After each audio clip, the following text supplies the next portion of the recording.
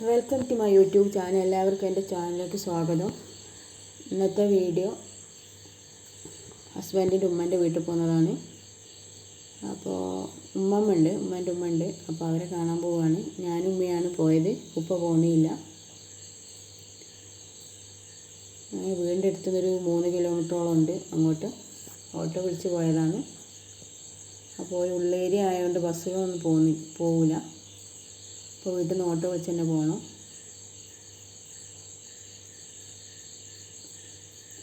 ഉമ്മക്ക് 4 ബ്രദേഴ്സും 3 സിസ്റ്റേഴ്സും ഉള്ളത്. അപ്പോൾ 4 ബ്രദേഴ്സും അടുത്തടുത്ത് തന്നെയാണ് താമസം. അപ്പോൾ അവിടെ പോയ എല്ലായിടത്തും കയറായിരുന്നു. അപ്പോൾ ചെറിയ മാമൻ്റെ വീട്ടിലാണ് ഇപ്പോൾ ഉമ്മ നിൽക്കുന്നത്.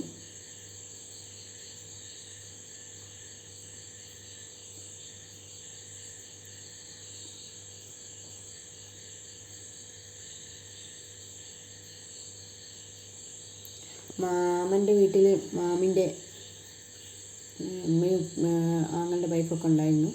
അപ്പോൾ അവരും ഉണ്ട്. പിന്നെ മാമന് 2 ദിവസമായി ഗൾഫിൽ നിന്ന് വന്നിട്ട്. അപ്പോൾ അവരെയും കാണാം. ഇതാണ് മാമൻ്റെ വീട്. എല്ലാവരും എത്തിക്കും. ഞങ്ങൾ എത്തുന്നതിന് ഇപ്പോൾ തന്നെ അവരൊക്കെ എത്തിയിരുന്നു.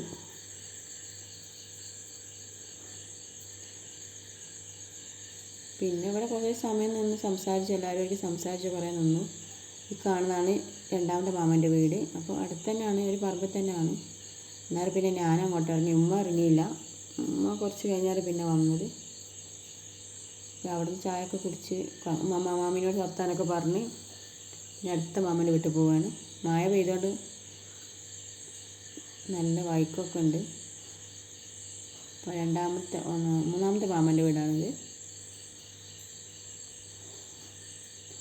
അവിടെ വെള്ളം കയറിയൊക്കെ ഇങ്ങനെ കഥ പറയാണ്. അവിടെ ഉണ്ടായിരുന്നു മാമീൻ്റെ ഉമ്മയും ഉമ്മൻ്റെ അനിയത്തിയൊക്കെ. അവരും ഇന്നലെ വന്നതാണ്. പിന്നെ അവിടെ നിന്ന് ചായയൊക്കെ കുടിച്ചു.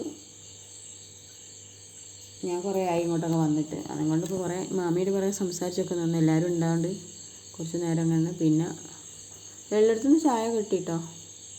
പിന്നെ ഇതാ മൂത്ത മാമനാണത്. ഈ മാമ ഇവിടെ ഇല്ല, ഗൾഫിലാണ്. മാമയേ ഉള്ളൂ. അതിന് ശേഷം ഉമ്മൻ്റെ ഏട്ടത്തിൻ്റെ ഒരു വീട് അപ്പുറത്തെ വീട്ടിൽ തന്നെ ആണ്. അപ്പം അങ്ങോട്ട് പോയി. അപ്പോൾ ഏട്ടത്തി അവിടെ ഉണ്ടായി, വീട്ടിലുണ്ട്. അതിന് ശേഷം ഒരു 1:30 ആയപ്പോൾ ഭക്ഷണം കഴിച്ചു. ഭക്ഷണമൊക്കെ കഴിച്ചതിന് ശേഷം ഇവിടെ വയലുണ്ട്. അപ്പോൾ മക്കളൊക്കെ തോട്ട് പോയിട്ടുണ്ട്. അപ്പോൾ പോരപ്പുറം കുറച്ച് സ്പെൻഡ് ചെയ്തു. എന്നാലും പിന്നെ തിരിച്ചു പോരുകയും ചെയ്തു വൈകുന്നേരം ആയപ്പോൾ.